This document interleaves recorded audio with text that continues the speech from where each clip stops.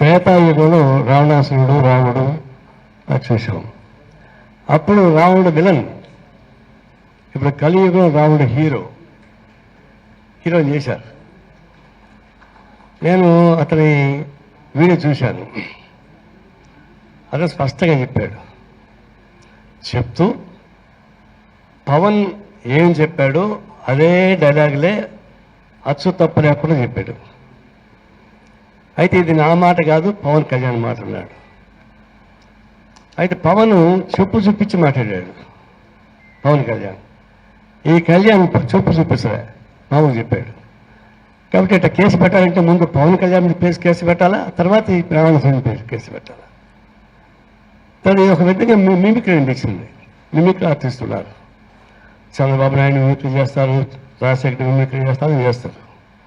ఈయన కూడా మిమిక్రీ చేశాడు పవన్ కళ్యాణ్ని. దాని మీద కేసు పెట్టారా? ఇది ఒక విచిత్రమైనటువంటి ఇది చట్టాల గురించి చెప్తున్నాం.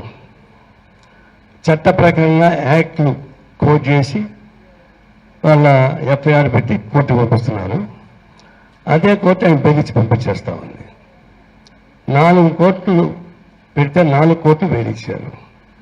ఇక లాభం చెప్పేసని ఉపాధి చట్టం పెట్టేశారు.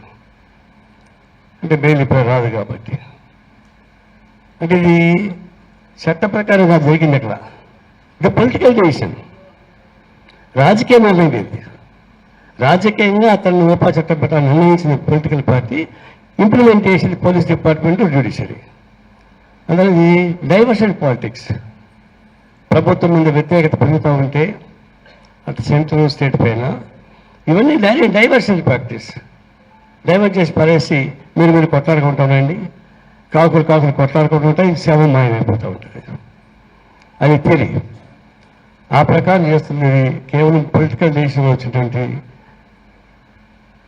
అనుకరణ తప్ప జ్యుడిషియరీ రూపంలో పోలీస్ చట్టం రూపంలో వచ్చింది కానీ కాదు. వీళ్ళన్నిటి మాత్రం అయిపోయారు. ఇది ప్రమాదం ఉన్నాయని చెప్తున్నారు డెమోక్రసీ అని. నిజమే, మనకున్నది ఒకటి president of India, judiciary, election commission of India, CBI, నీతి. ఈ 5 స్టాట్యూటరీ బాడీస్.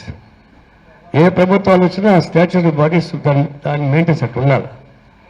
కానీ మొత్తం మారిపోయింది. ప్రెసిడెంట్ ఆఫ్ ఇండియా మొదలుకొని అన్నీ చుట్టూ జోబులు కట్టేసుకున్నారు. వాళ్ళ చేతులు ఏమి లేదు. ప్రెసిడెంట్ ఆఫ్ ఇండియా ఆదివాసీ మహిళే, ఆమెను ఉపయోగించే కదా ఆదివాసీకి వ్యతిరేక చట్టం మార్చేసింది. సుప్రీంకోర్టు జడ్జెస్ తీర్పు ఇచ్చారు. ఒకళ్ళు మన గవర్నర్గా ఉన్నాడు, ఒకడేమో రాజ్యసభలో ఉన్నాడు. మనం రిటైర్డ్ అయిపోయాలే అంటే ఇంకా చాలా చూస్తూ ఉన్నారు. అందుకని ఇది ఈ రాజ్యాంగ ధ్వంసం వెబ్సైట్ వల్ల కాదు, వరవరావు వల్ల కాదు, పురాణం వల్ల కాదు. రాజ్యాంగ ధ్వంసం కేవలం మన ప్రధానమంత్రి మోడీ నాయకత్వాన్ని రాజ్యాంగం ధ్వంసం చేస్తూ ఉన్నారు, ఇంకొకళ్ళు కాదు. అందులో ఇవన్నీ మారిపోతూ ఉంటాయి.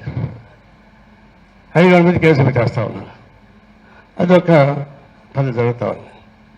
ఇక్కడ ఆంధ్రప్రదేశ్ ఎందుకు ఓవర్ యాక్షన్? కానీ ఇక్కడ సమస్య ఏంటంటే ఆంధ్రప్రదేశ్లో పవన్ కళ్యాణ్ని విమర్శించాడు. చంద్రబాబుని విమర్శించినా ఆయన ఓర్చుకునేవాడేమో, లోకేష్ విమర్శించి ఆయన ఓర్చుకునేవాడేమో. పవన్ కళ్యాణ్ విమర్శిస్తే ఆయన ఓర్చుకోలేడు. ఎందుకంటే ఈయన మూలాలు ఢిల్లీలో ఉన్నాయి.